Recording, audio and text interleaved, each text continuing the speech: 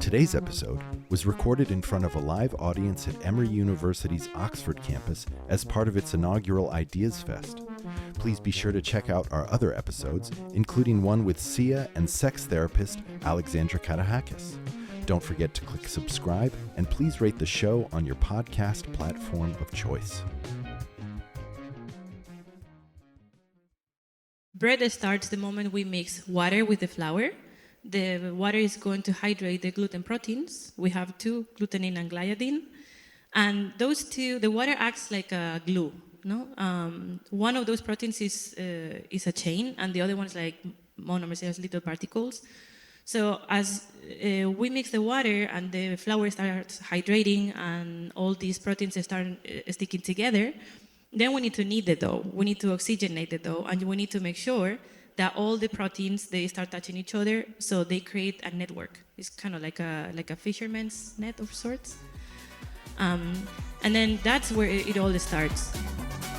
I decide what I devour. I enjoy what gives me power. If you want some, be my guest. I get off, you get out. I eat bread. Welcome to Sing for Science, the show where musicians and scientists talk about music and science. I'm your host, Matt White. Each week, we'll talk about a song by our guest artist and how it connects with our guest scientist's area of expertise. Today, we'll be speaking with Grammy-nominated dance music duo SOFI TUKKER. SOFI TUKKER is known for their vibrant fusion of tropical house music, Brazilian rhythms, and beyond. Their live performances embody an ethos of celebrating unity through music with a strong emphasis on audience inclusivity and experience. The title track from their latest album, Bread, builds on this theme as the band has described bread as a symbol of energy, community, abundance, and joy across the globe. Also joining us is bread scientist and Spanish chemical engineer Dr. Maria Ortiz. Dr. Ortiz is a researcher at the Functional Food Lab of North Carolina Agricultural and Technical State University. The key driver behind Maria's work is the development of healthy, high-fiber bakery products. Dr. Ortiz also runs the popular Instagram page, All You Need Is Bread, K-N-E-A-D. That's right. Where she shares a variety of bread-related eye candy videos, all produced from her own kitchen. The title of this week's episode on the podcast is Bread, celebrating chemistry and community with a beloved food staple. Emory University, please help me welcome to the stage SOFI TUKKER and Dr. Maria Ortiz. Wherever you're comfortable.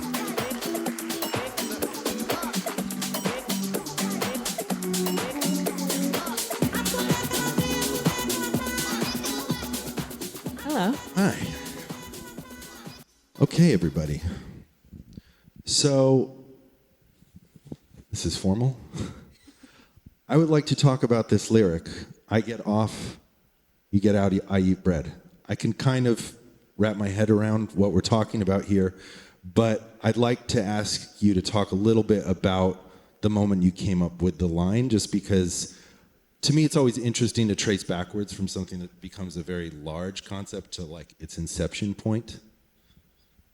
Yeah, so this came about because I was having an experience where I was feeling really ashamed about following through on a desire that I had. And in this case, it was a sexual desire. And I remember just interrogating my shame and being like, why do I feel bad about this? And then I was talking to a songwriter friend of ours, Emily Warren, who we wrote the song with. And we were like, it's kind of also like how I feel sometimes after eating carbohydrates. Oh, there it is. Which is like, what is this? Like, I want this thing. It gives me energy. And there's no shame in, devouring what I desire. And so that's where it came from. And it was like not that intellectual at the time. It was kind of just like silly. I was like, bread, it rhymes, And then I was like, whoa, this is really profound, actually. No, it is, and it's brilliant. I'd prepared to say even the band Bread didn't have an album called Bread, but their first record was called Bread. But We didn't even... Hi, I'm Tucker, by the way. Tucker. Nice to meet you. We didn't even know about the band Bread until we decided to make the album Bread, and then someone was like, there's a band named Bread. And then we had to go look at Bread, there's generations in between the two of you. I guess. And quick sidebar while we're talking about inspiration. Purple hat, cheetah print, dancing on the people. I don't know that I've heard a more inspired lyric in the last few years. Where did that come from? Yeah. The more simple lyrics are sometimes coming from me. Sophie's usually the lyricist, but so that song came from, she probably still wrote most of that, but it was definitely from my experience. We had a party in San Francisco years ago, and it was a sold-out party. It felt like there was people on top of people. I'm 6'7". I used to play basketball, so I'm tall, and my head was basically hitting the ceiling, and we really just wrote about it. I was wearing a purple hat. It was like a purple champion hat and a cheetah print shirt. And we just literally said, purple hat, cheetah print, dancing on the people. Rolled up at the after joint, dancing on the people. Like, it's very Smoking what it was. CO2. Smoking CO2, see me, see you, dancing on the people. It's incredible. Anyway, people. back to the topic at hand. At what point did you realize in the narrative of Bread that it was going to be this larger concept with bread bikinis and toast blazers and all the rest of it?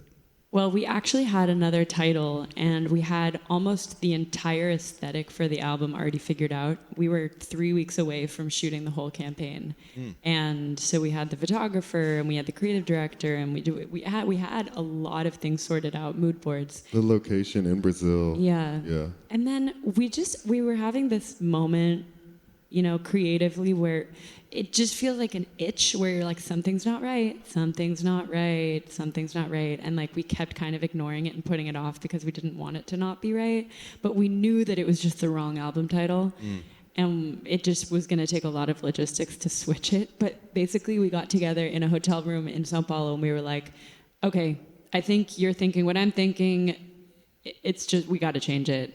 And so we were like, okay, well then what's our album title going to be?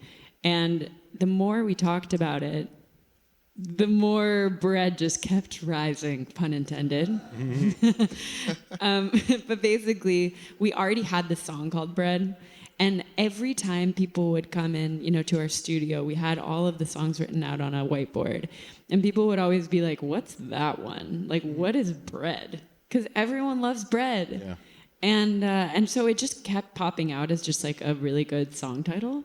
And so as we were figuring out what we wanted to name the album, we were like, okay, well, what about bread? And then the more we talked about it, the more profound it became to us. And that's when it just, it was like, what if we wear a gown made out of bread? And like, what if instead of meet and greets, we do meet and eats? And like, what if it just... There were so many things we could do with it, but even before that, even before we got to all the like puns we could do and the things we could do with it visually, we were just saying like, what do we want? What does this music make you feel? What do we want people to feel when they listen to this music? And the first thing we usually said was energy. We wanted to give you energy. We wanted to bring people together. And we started to realize as we went through all the song titles, bread actually gives you energy literally. It actually, you break bread, you come to common agreements, you meet with people at the table. There's so many things that bread, like, you're maybe... If you're pregnant, you've got a baby in the oven, or a bun in the oven, or there's so many buns for ass. One of our songs is called Throw Some Ass. It was just so many things, and we kept being like, uncovering, we were just peeling the layers, and we were like, this feels really good. And then we got excited, and that's kind of how we work. If something's really exciting us, and then we just like run with it. And that's how it's always been, and that was what was bothering us, I think, about the previous album title that I don't think we've ever actually said out loud, and I don't think we need to. But we just got so excited, and we started running with it, and we came up with this huge deck, and we called our managers and the creative director and the video people and the photographer, and we got everyone on, and we just laid it out. And so quickly. It was more cohesive than the whole other idea that we had been working on for like 6 months, because we were so excited about it, and it just flowed and it worked. And that's how we knew. We were like, okay, we want to elevate, we want it to be beautiful, we want it to be elegant and mature, because that's how the music feels for us. But we also don't want to take ourselves too seriously. We want it to be super simple, like it's bread. It's something people say multiple times a day. How good is that, to remind people of an album or something? And I mean, one thing that I want to dig into, so to speak, maybe, is the community aspect that you talk about. And like gathering people, I know that your shows really have a strong component of gathering and inclusivity, and which translates also and transfers to this idea of people breaking bread surrounding the table. And I know you guys are world travelers. Maria, you are from Spain. And so I'd be curious to know, in your journey to become a bread scientist, did like having that background where bread is a staple, where it's on every, on the table at every meal in Spain, was that like a big part of your story? Yeah, in Spain, bread is present in every meal, basically. Breakfast, lunch, dinner, everywhere. It's something that you offer your guests when people come to your house, and, a little bit of cheese or something. It's something that you buy every day. It's present in our lives all throughout. And so when I came here, I think that was the part that I missed the most. And I started to bake bread at home because I was homesick. And it made me feel like I was back home with my family or my friends, or, I think food is one of the most important things that we have to bond over. And wherever you go, you can bring your culture with you. And if you're far away, you feel less homesick, at least in my case. And that was, I think it was part of why I went into this research, very excited, because I wanted to be able to make something healthier, something that everybody eats, especially these days, that there's a lot of food-related diseases, and we need some kind of balance in our diet. And usually when people go on a diet or things, the first thing they cut is bread. And I felt like if you cut bread, at least in my country, you are missing out on a lot of things, on a lot of social things in your everyday. Do you think that, I mean, is there like a Catholic connection to that in Spain, like with the Eucharist and like, having the blood in the body, and like the fact that bread is at every meal? Is there something like a religious component to it? Well, traditionally, Spain is a Catholic country, so I'm sure there's something about that. At least in my experience, in my family, it wasn't something that was present on the table every day. But I'm sure that there are some connections there.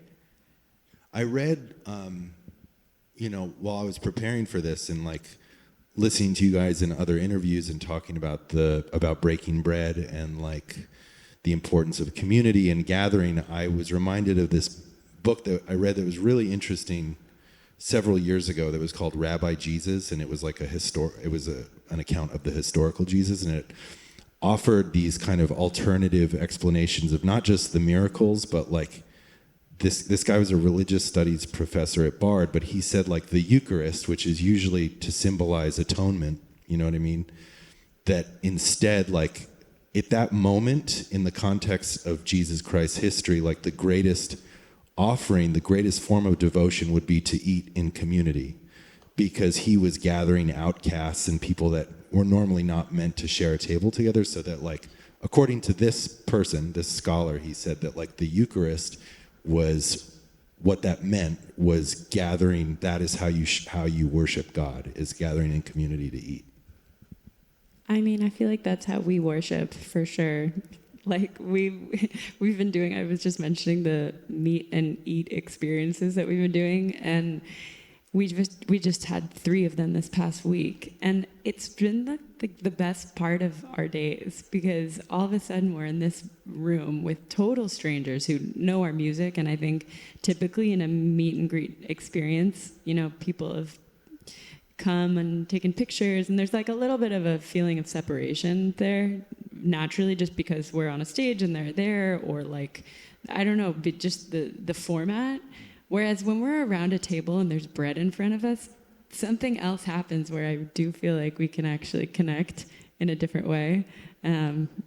Worship could be a word for it. This is pre-show? Yeah, pre-show. Yeah. How many people do you invite?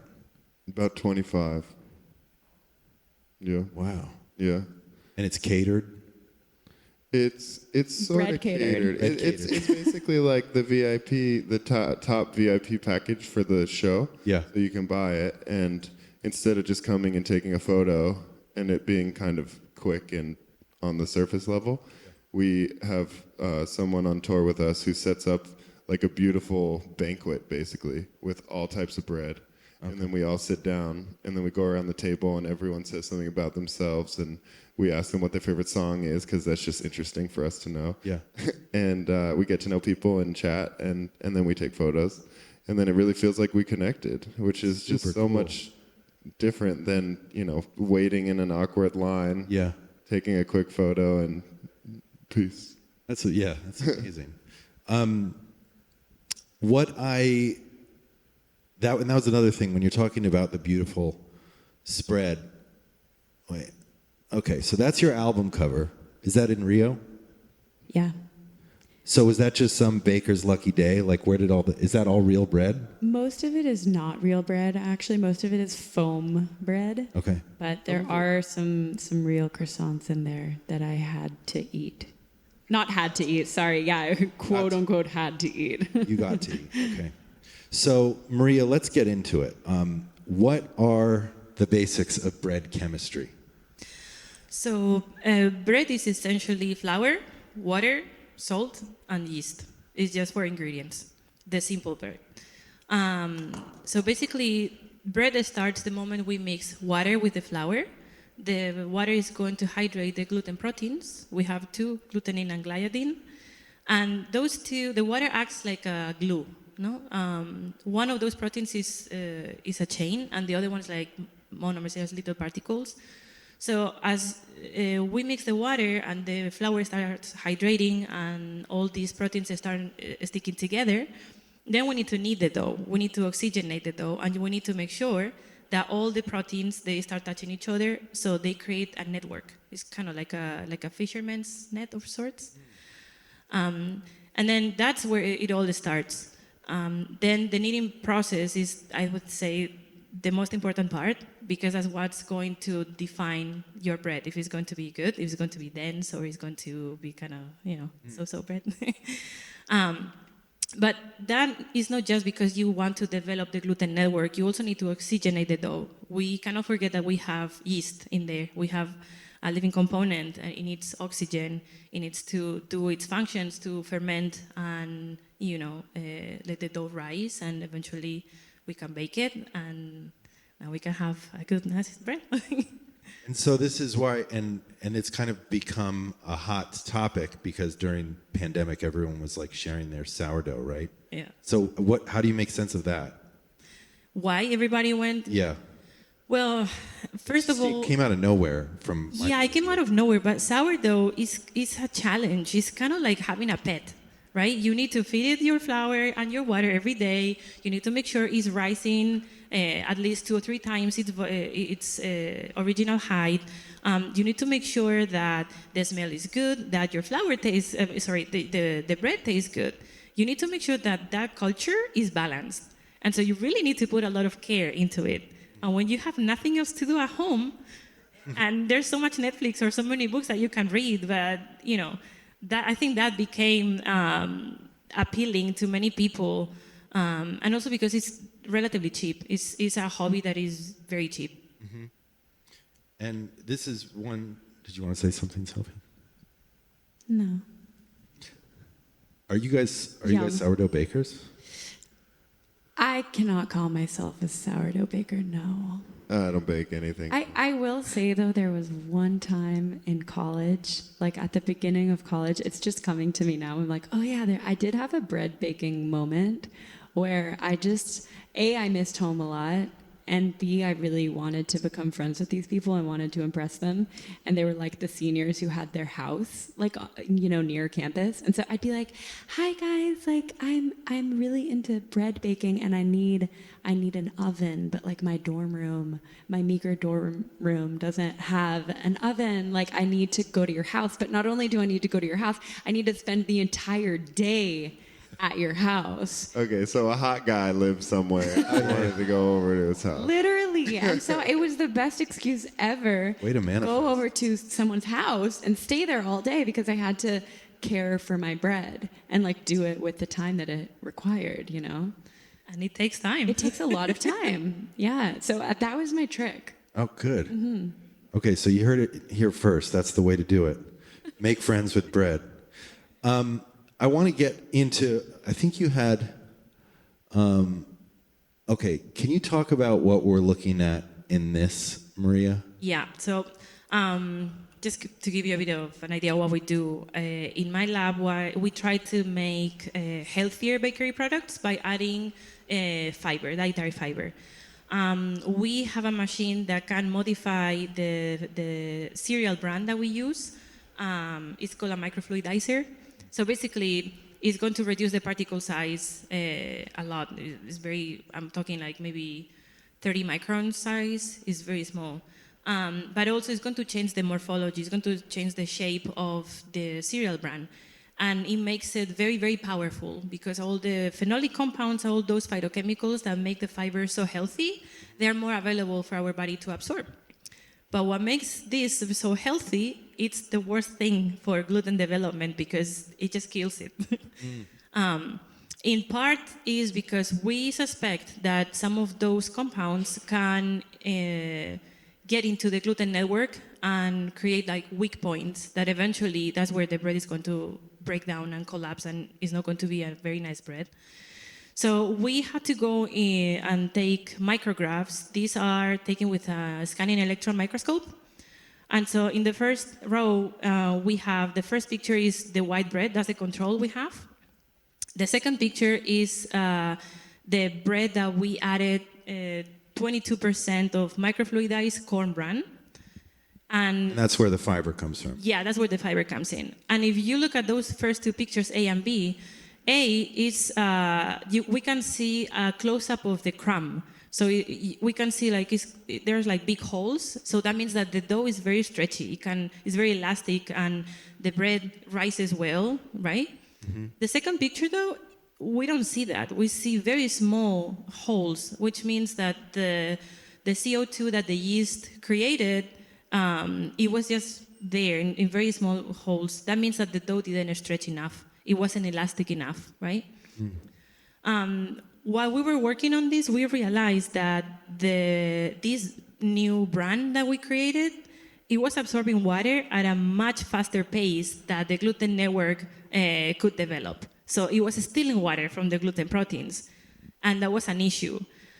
But how come nobody ever came up with this? Because when you bake bread, usually you use industry standards. And we use a machine to figure out exactly how much water we need to add in each recipe to have a specific dough consistency.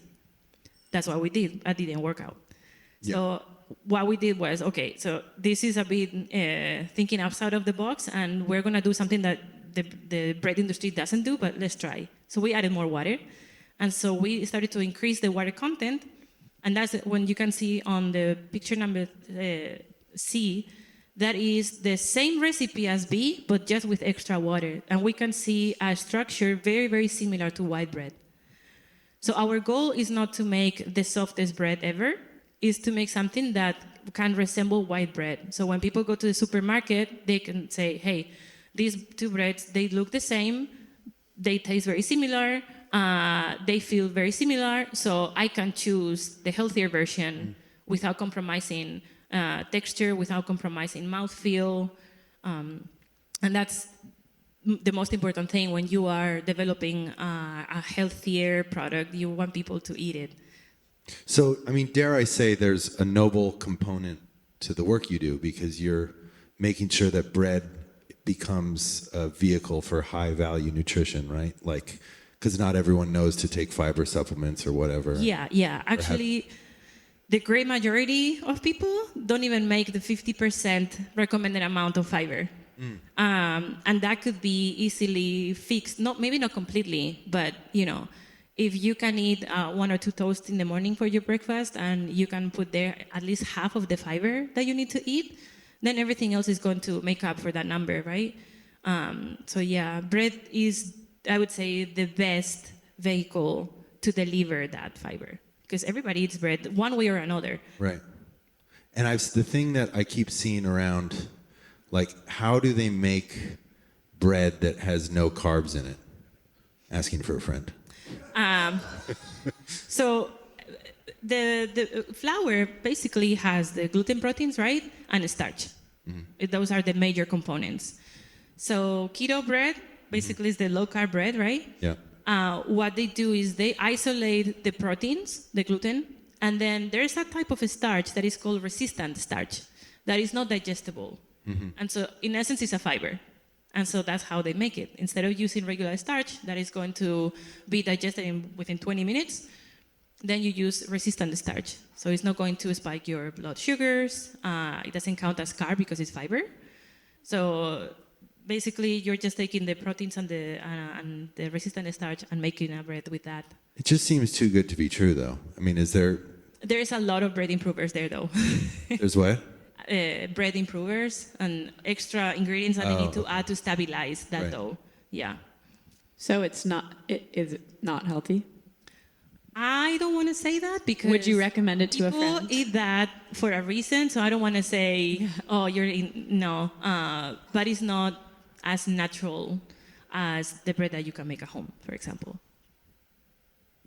You mentioned, okay, here, check this. This is going to win the Palme d'Or at Cannes next year. Wait for it, everybody. This is from Maria's lab.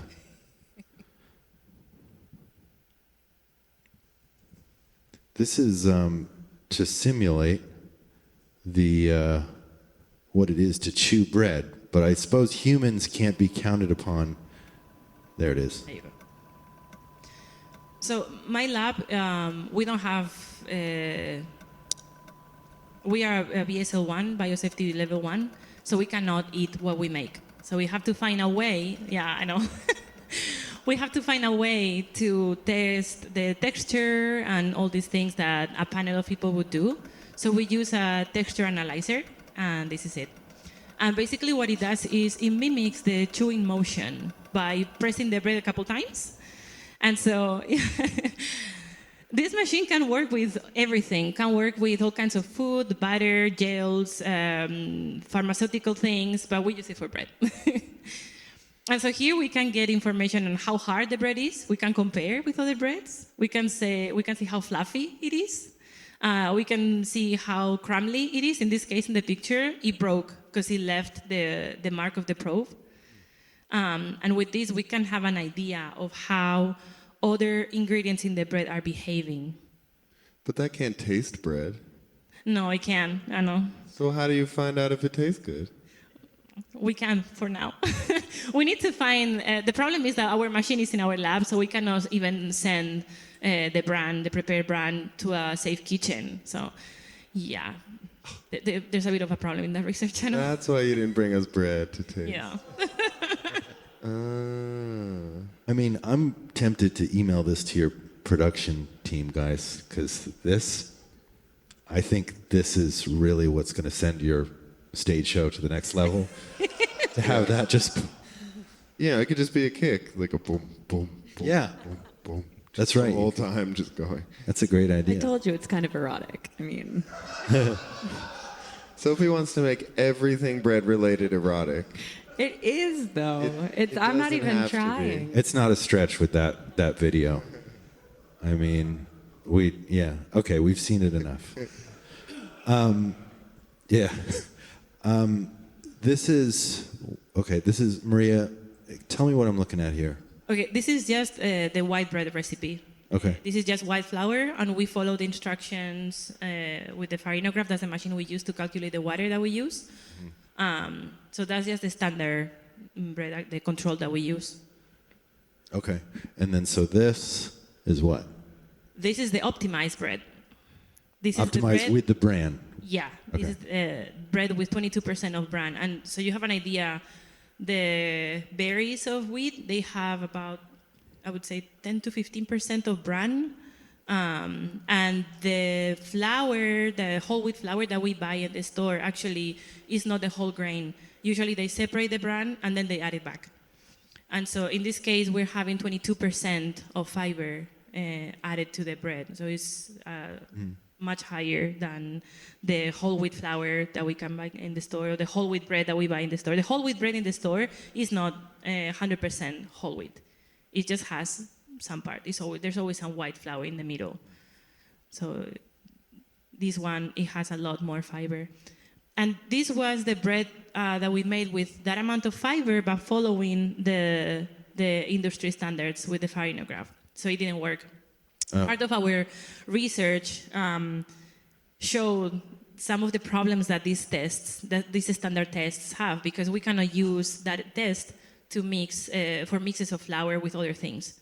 It can only work with white flour. So that was a way to also show that not everything that is working for many people can work for everybody. Yeah. Well, so I'm curious, like, how is it that, so you work at a lab in a university, but you're making bakery products? Are they to be sold? Sorry? Is there like, I mean, or is it going to be like a branded bakery item? Like, how does that work? I mean, ideally, some company would pick our idea Okay.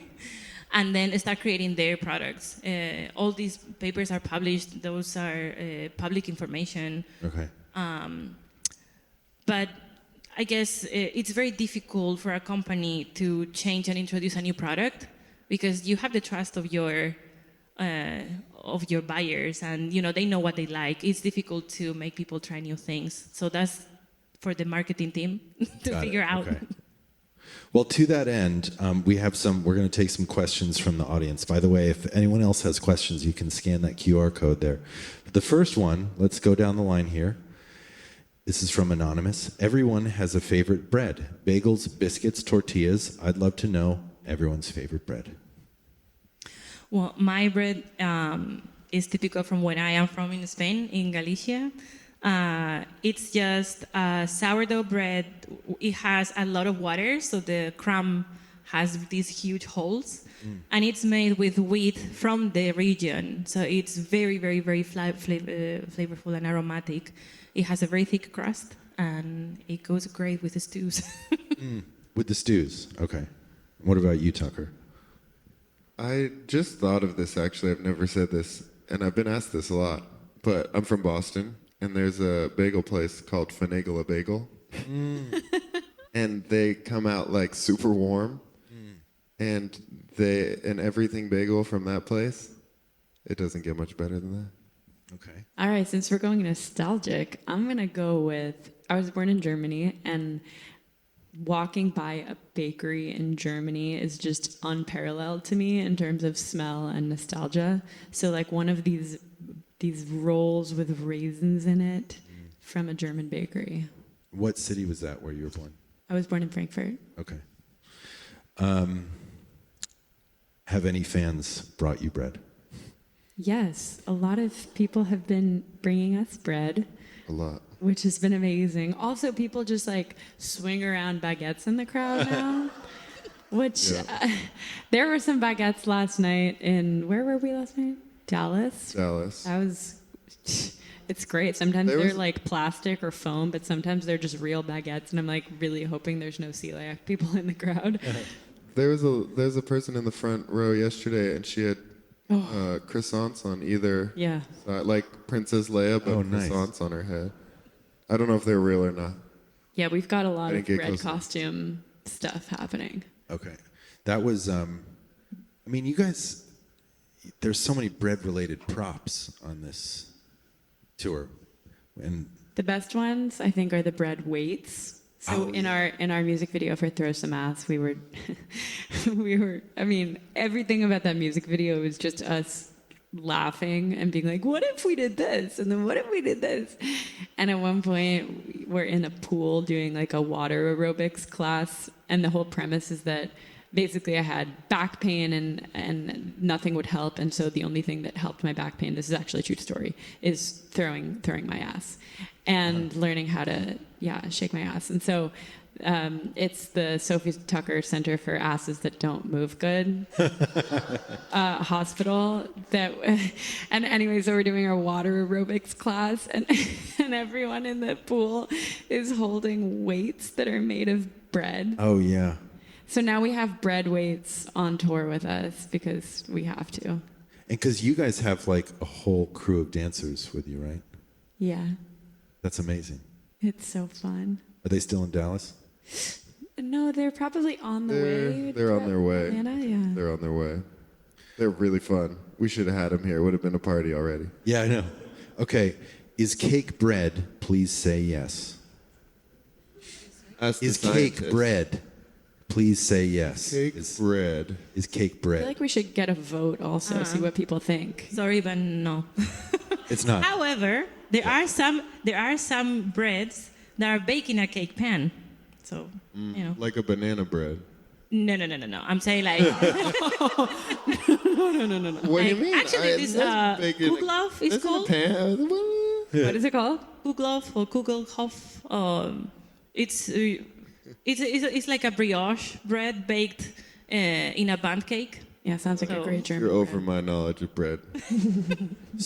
So, what components need to be present that aren't in Yeast, cake? Yeast. but real yeast, not a chemical raising agent. So, like the packets of yeast that you get at the grocery store is not real yeast. No, that's just a chemical reaction. Really? Mm-hmm. So, like, because I've seen people like baking like 18th century sourdough bread. Am I making that up? No, I mean some sourdough cultures, they're really old. Yeah. And if you keep feeding, it never dies. These bacteria are resilient. Like you have to be really bad at that to kill it, Really? Okay. or forget it in the oven. That happens too. How do you feed it? The culture? It's just flour and water. Just flour and water. Okay. What did y'all study at Brown University? I studied history of art and architecture, but I play basketball, so I did that most of the time. Okay. Yeah. I studied something called development studies, which is very vague and broad. But basically, I focused in conflict resolution and in Brazilian music.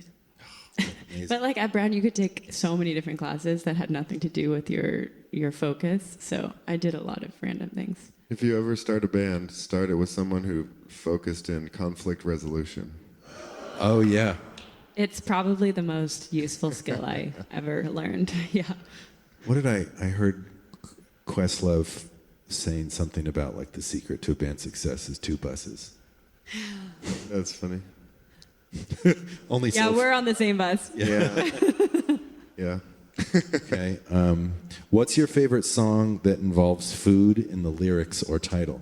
Maria, do you have one? Weird Al, Eat It.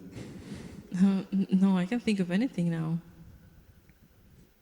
I got to think of something quick. Okay, meditate on that. Peaches and Cream, Oh yeah. Okay. classic. I gotta meditate on it too. Oh my God. Something with chocolate. There's gotta be something. You could just plug our album. Yeah. Bread by Have you heard Bread by SOFI Tukker? Okay, here's one more.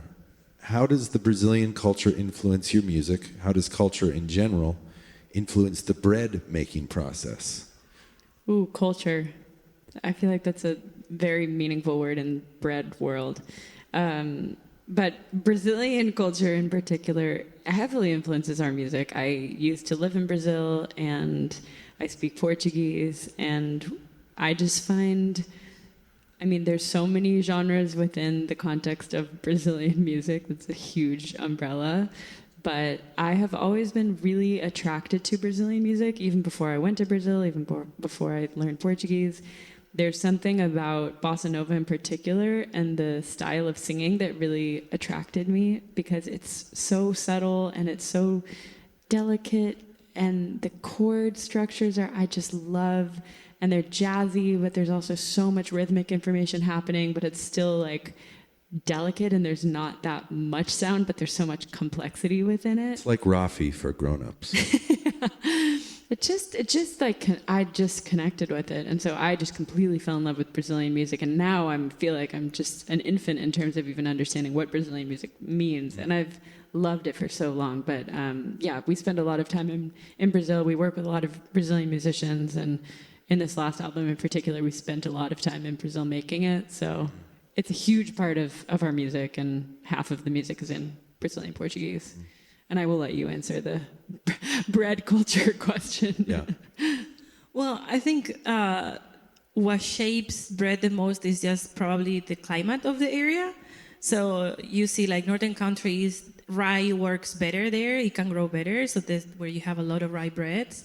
Then if you go towards the south, at least in Europe, then we have like the regular wheat. And then you have breads that are more fluffy, crusty. So I think climate heavily influences what you can make. And then from there, every bread evolves and develops into each region's specialties. So how do you make a bread with like a more pronounced crust, by the way? So that is the Without Maillard burning it. reactions, actually, it's the caramelization reactions. Yeah. So you need very high temperature, and then let the bread cook for a long time. So basically what happens is as the water evaporates, because as long as there's water, the bread is not going to reach a temperature higher than 100 Celsius, right? And for these Maillard reactions to happen, it has to be hotter than that. So the crust, as it develops, basically is just drying out. And once all the water in the crust is gone, then that's when it starts getting dark and darker and darker and darker. Okay. And thicker and thicker and very crusty. Okay. Okay, I can't resist. I have to... Okay, 2 more questions. Dr. Ortiz, what's a hot take you have about bread you would love to share with the audience?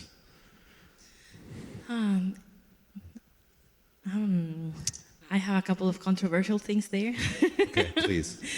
So one thing is, as long as I love whole wheat bread and working with fiber and making healthier bread, I think that we need to stop demonizing white flour.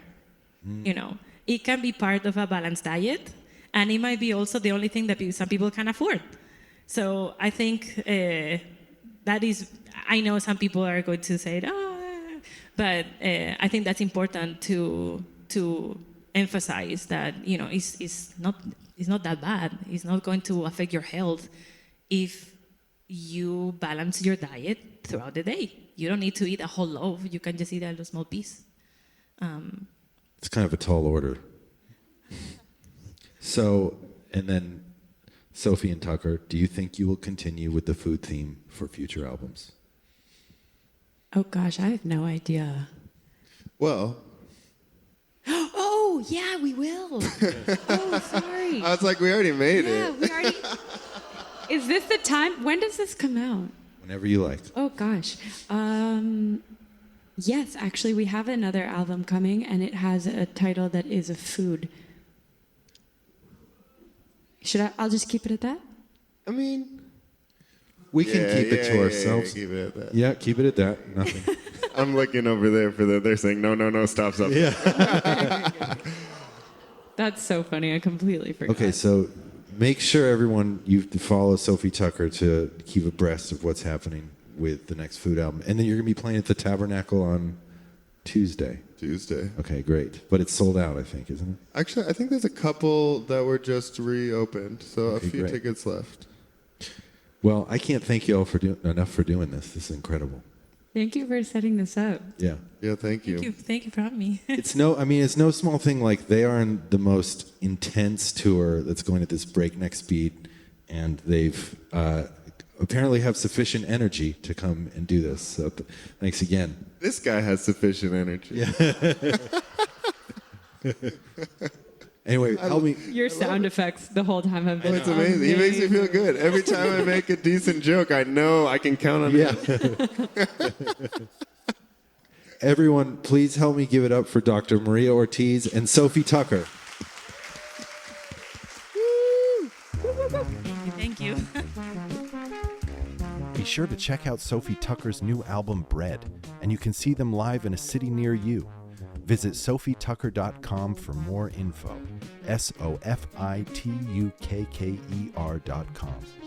For bread recipes, bread science, and more, please visit Maria's website, allyouneedisbread.com, and follow her on Instagram at allyouneedisbread, need spelled KNEAD. Sing for Science is co-produced by Talkhouse and made possible in part by a grant from the Simons Foundation. Our music is by Panoram. Social media manager is Bailey Constas. Digital producer is Keenan Cush. And location camera and sound was by Noel Goff and Chuck Tedder at Atlanta Pro AV. Special thanks to Darren Wang, Ken Carter, and everyone at Emory Ideas Fest. If you like Sing for Science, the best way you can support us is to give us a review, tell a friend about the show, and subscribe on your podcast platform of choice. For more information, please visit singforscience.org and follow us on social media at Sing for Science. Thanks for listening.